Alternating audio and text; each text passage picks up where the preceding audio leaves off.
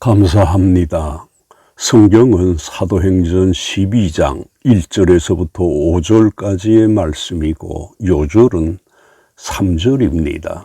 유대인들이 이 일을 기뻐하는 것을 보고 베드로도 잡으려 할세 때는 무교절 기간이라. 아멘. 오늘 본문 3절에 기뻐하는 것이라고 합니다. 그래서 이 시간에는 기뻐하는 것에 대해서 말씀하려고 합니다. 데살로니가 전서 5장 16절에서 우리들에게 항상 기뻐하라고 하셨습니다. 그러나 오늘 본문에서의 기뻐하는 것은 바람직한 것이 아니었습니다. 그러면 오늘 본문 3절에서 누가 무엇을 기뻐했다는 것일까요? 이것에 대해 3절에 유대인들이 이 일을 기뻐했다고 합니다. 여기에서 이 일이란 2절에 요한의 형제 야고보를 칼로 죽이니라고 했는데 이것을 유대인들이 매우 기뻐했다는 겁니다. 유대인들의 매우 그릇된 모습을 볼 수 있습니다. 왜 유대인들이 이런 못된 일을 기뻐한 것일까요? 예수님을 영접하지 않은 때문이었습니다. 이처럼 예수님을 영접하지 않고 신앙을 가지지 못한 사람은 얼마든지 이렇게 될 수 있음을 알 수 있습니다. 유대인들은 율법을 중심한 신앙을 가진 사람들입니다. 예수 신앙을 가지지 않으므로 이렇게 되었던 것입니다. 이처럼 예수님을 믿지 않고 율법만을 붙잡을 때 사람이 이렇게 악해질 수 있는 것입니다.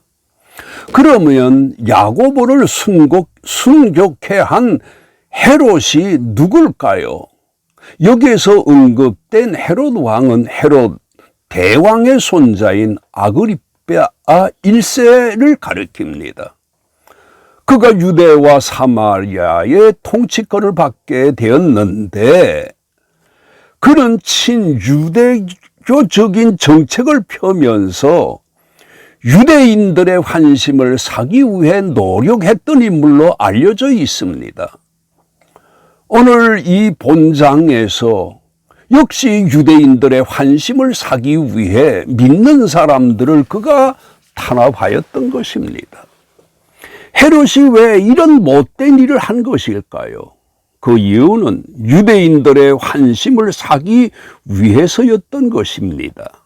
따라서 사람에게 제일 우선이 되어야 하는 것이 있는데 사람 우선주의가 아니라 하나님 우선 신앙이 필요한 것입니다.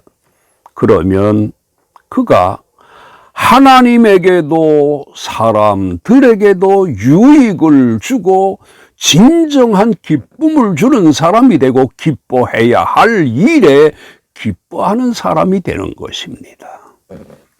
그리고 사람이 하나님이 아닌 사람이나 다른 것을 우선시할 때 누구와 같이 되어질까요?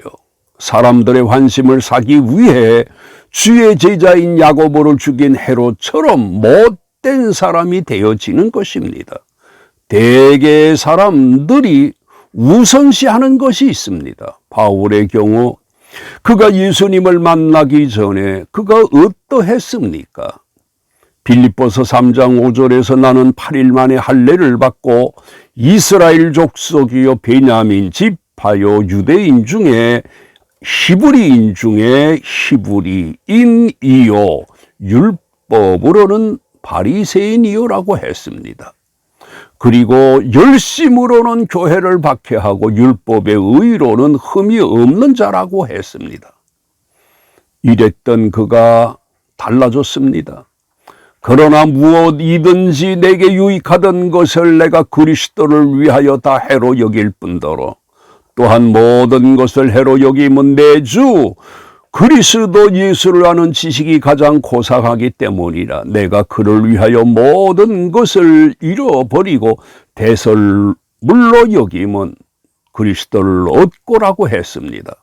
이처럼 바울은 율법 우선주의로 못된 일을 했으나 예수 신앙 우선 사람이 된 후 그가 완전히 달라진 것입니다. 그런데 야고보를 죽인 이 헤롯이 언제 세상을 떠났을까요? 그의 죽음을 주후 44년으로 봅니다. 그리고 그가 야고보를 죽게 한 것도 44년의 일입니다.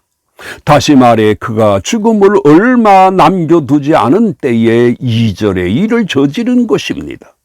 이처럼 예수 신앙을 가지지 못했고 친유대 정책을 펴면서 사람을 기쁘게 하려다 죽는 날까지 하나님께 몹시 악한 일을 저지른 것입니다.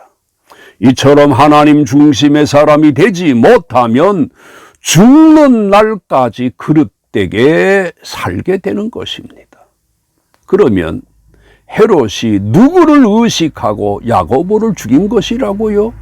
유대인들을 의식하고입니다.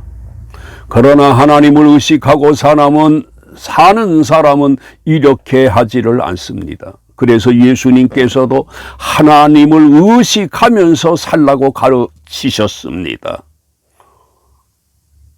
마태복음 6장 1절에서 의를 행할 때에 사람에게 보이려고 하지 말라고 하셨습니다.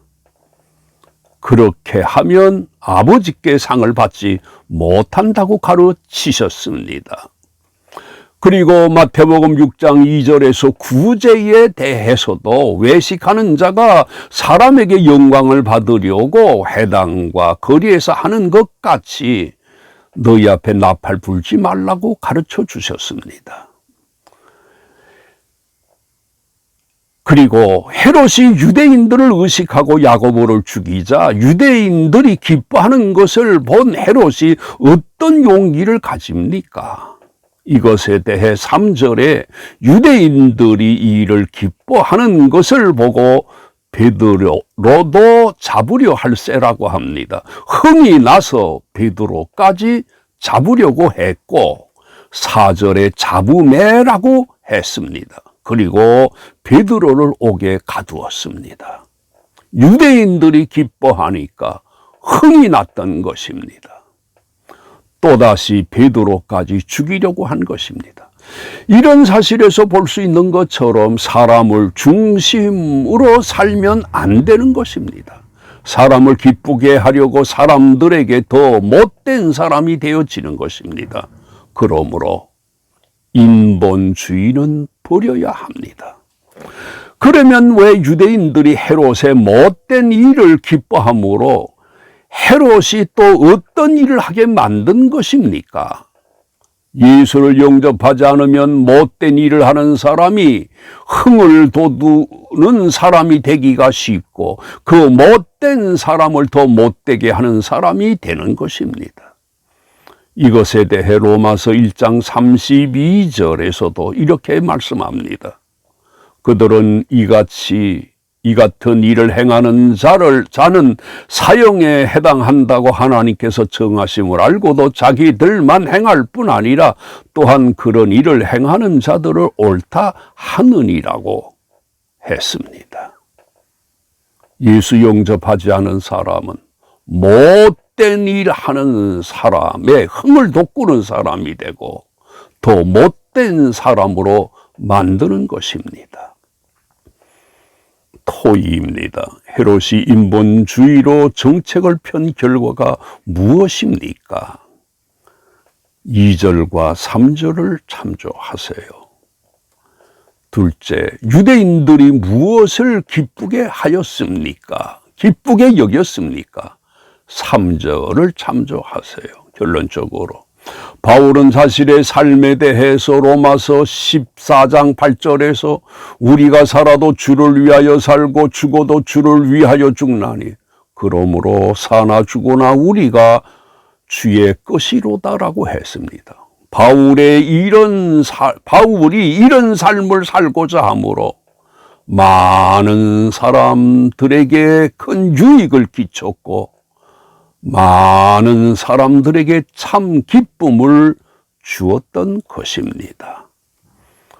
우리들에게 신앙을 가지게 하시고 인본주의로가 아닌 신본주의로 살게 하심을 감사드립니다. 계속해서 오늘도 예수 중심의 사람으로 살